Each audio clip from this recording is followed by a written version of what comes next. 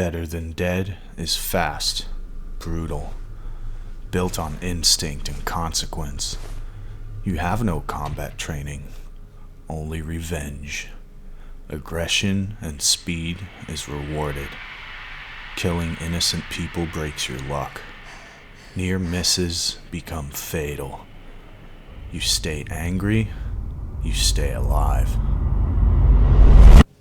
Or at least that's what the menu says, cause in reality, this game is nothing like the trailers. This is one of those Bodycam games that looks incredible on video, but actually requires genuine skill to make it look good while playing. And I already had experience with games like this through Blood Trail VR, where half the immersion comes from the player intentionally avoiding the jank. Because if you don't play around the bugs, and the weird stuff, and the goofy mechanics, the illusion completely falls apart. And Better Than Dead struggles with that a lot right now. Now, to be fair, my first impression actually wasn't bad at all. The first mission especially did a really good job pulling me into the atmosphere. You're trapped in this dark underground torture room type environment, hearing weird noises around you, trying to figure out where the hell you actually are. The lighting is creepy, the audio in there is genuinely good, and the map design is honestly a 10 out of 10.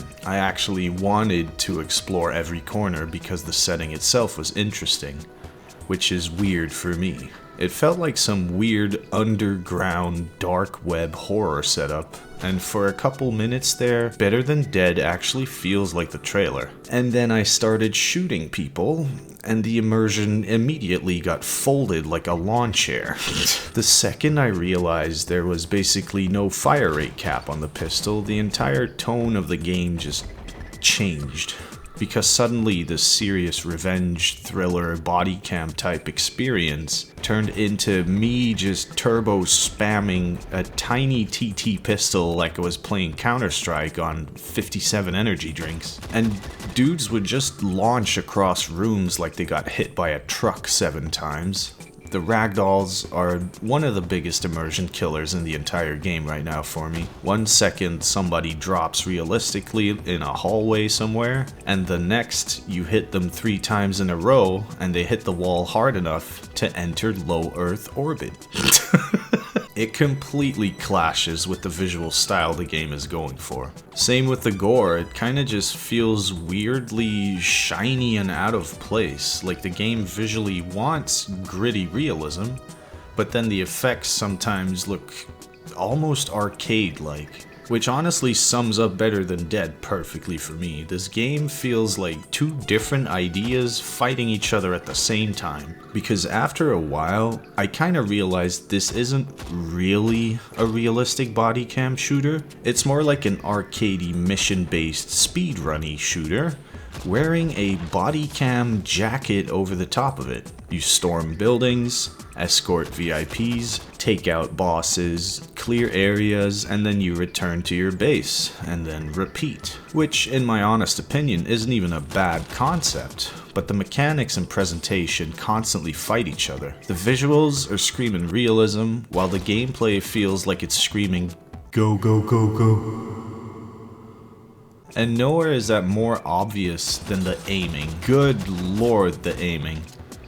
This game is more sway in its aim than a swaying aim sway machine.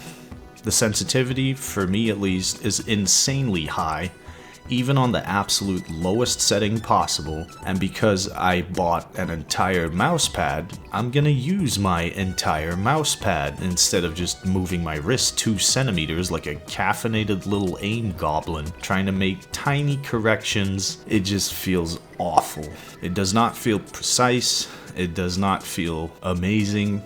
It just feels kinda slippery, like input delay fighting mouse acceleration at the same time. It's like the game wants you to shoot first and aim later. Every gunfight feels like you're gambling your life away on whether the controls decide to cooperate or not, and you know, at first I actually accepted this a little bit because technically you're playing as a woman with basically no firearm training. You're a scared, angry woman thrown into chaos. So So shaky aim kinda made sense to me initially, but then the game lets you slide around and trigger bullet time, and I mean, that's where the identity crisis really started showing itself. Cause now you're not some panicked, untrained survivor anymore, now you're Max Payne triggering bullet time while TikTok filters are flying all over the place. And honestly, you know, slow motion is cool, but it barely lasts long enough to even matter.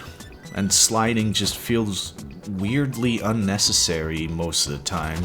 Still, you know, when the game does work, it really works. I mean, everyone hates escort missions, but the escort mission was genuinely tense. Like, I was trying to clear rooms carefully, making sure the woman behind me didn't get shot. I was slowly pieing corners, not knowing who was waiting around them. I mean, those moments are fantastic. And the AI actually surprised me too. Like, they're good shots, obviously, because they're just hit scan, but they flank around certain trigger points, and sometimes they suddenly appear behind you and scare the absolute living bejeebas out of you. And because only a couple bullets can take you down, there's this constant panic during firefights that the game does really well. The luck mechanic is also genuinely interesting. After a while, you realize that panic spamming the absolute bejeebus out of your pistol doesn't actually help much. Precise shots matter more, and double tapping enemies on the ground to make sure they're dead, that's just a really good feature. It adds tension and paranoia to every room that you clear. So if you ask me, underneath all the supposed early access jank, there is a genuinely good idea here. I think that's why I'm being this critical in the first place, because I want this game to be better. I was given early access to the game and I'm thankful for that, of course, but I'm also not gonna sit here pretending the game is flawless just because I got a free key for it. I hope the developer sees criticism like this and actually improves things, because I'm definitely not the only player running into the same problems. And honestly, games like this barely get attention from publishers anymore.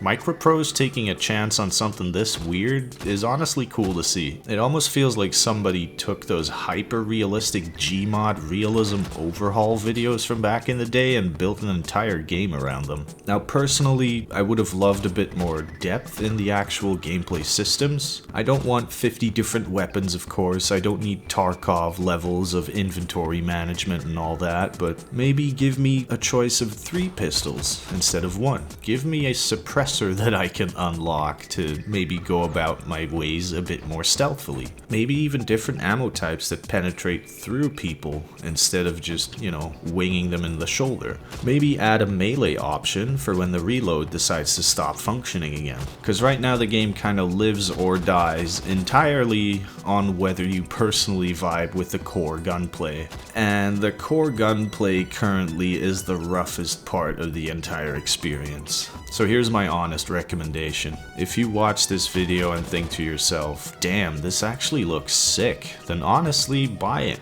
Try it, and if you hate it, refund it, or if you're like me, wait for updates. But if you go into this expecting the game to feel exactly like the cinematic trailers, you're gonna get violently awakened by reality the second you start moving your mouse. Better Than Dead feels good enough for early access, but for a full release, good enough is neither good nor enough.